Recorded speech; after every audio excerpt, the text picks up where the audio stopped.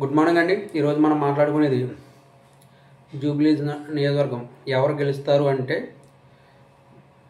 కాంగ్రెస్ అయినా సరే బీఆర్ఎస్ అయినా సరే 1% తేడాతో గెలుస్తారు.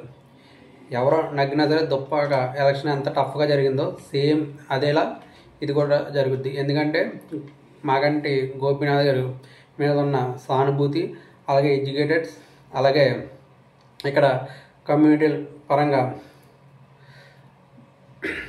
బీసీ ఎక్కువ, దాంట్లో మున్నూరు కాపు ఎక్కువగా ఉంటారు. అలాగే ఆంధ్ర సెటిలర్స్ వీళ్ళంతా ఎక్కువగా ఉండే నియోజకవర్గం. ఈ ఎఫెక్ట్ గ్యారంటీ ఉంటుంది. అలాగే గోపీనాథ్ గారు వాళ్ళ వైఫ్ గారికి కలిసి వచ్చే అంశాలు ఏంటంటే సానుభూతి, నెక్స్ట్ గోపీనాథ్ గారి మీద ఉండే అభిమానం, అలాగే ఎర్రగడ్డ, బోరబండ, యూసఫ్ కూడా, అలాగే రెహమత్ నగర్ ఈ ఏరియాలో టఫ్ ఫైట్ ఉంటుంది. అలాగే వెంగళరావు నగర్ వచ్చేటప్పటికి బీజేపీకే అవకాశం ఎక్కువ ఉంటుంది. అలాగే షేక్పేట కూడా కాంగ్రెస్ ఎక్కువ అవకాశం ఉంటుంది. అలా డిఫరెంట్ ఏరియాస్లో ఎర్రగడ్డ కానీ ఈ ఏరియాస్లో ఎక్కువగా కాంగ్రెస్ లీడ్ ఉంటుంది. అలాగే ముస్లిమ్స్ 1 lakh ఉంటారు. అలాగే 4,20,000 చిల్లర మంది ఓటర్స్ ఉన్నారు.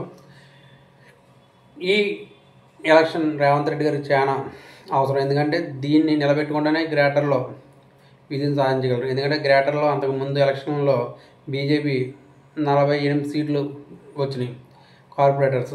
అలాగే దీంట్లో బీజేపీ లంకల దీపక్ రెడ్డి గారు ఇచ్చారు. ఆయన 2023లో పోటీ చేశారు. 25,000 ఓట్లు వచ్చినాయి ఆయనకి.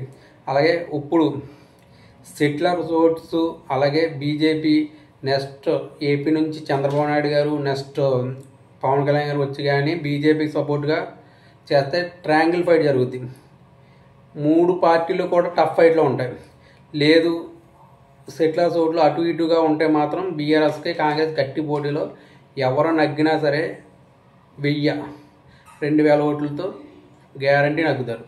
ఎందుకంటే ఇక్కడ ముస్లిమ్స్ ఓన్లీ కాంగ్రెస్కి ఇట్లేదు, అటు బీఆర్ఎస్కి ఇటు కాంగ్రెస్కి 2 కింద విడిపోయారు. అలాగే అన్ని వర్గాలు కూడా 2 కింద విడిపోయారు. నవీన్ యాదవ్ గారు 2014లో ఆయన 41,000 ఓట్లు వచ్చినాయంటే ఆయన స్టామినా 2018లో ఆయన సొంతంగా 20,000 ఓట్లు ఉన్నాయి. శ్రీశైలం యాదవ్ గారు అంటే ఆయన మంచి పేరు.